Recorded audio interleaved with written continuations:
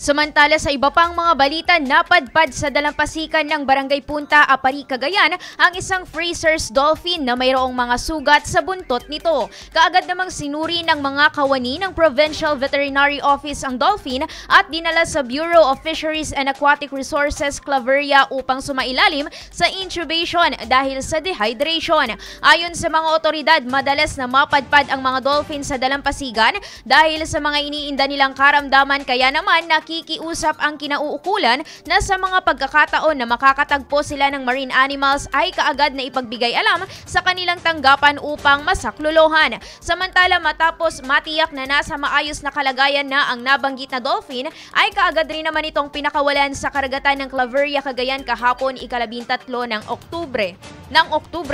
Idol, parang bumibilis ba ang pagtanda? Ang dahilan, humihina ang cell division o ang pagpapalit ng bagong cell habang nagkakaedad. Natutuyo ang balat dahil sa paghina ng elasticity. Para mapigilan ito, mag-DTX 500 na. May antioxidants at vitamins, polyphenols at flavonoids na pumipigil sa collagen degradation. Sikreto sa pagiging young looking mo. Para maging healthy, mag-DTX 500 palagi.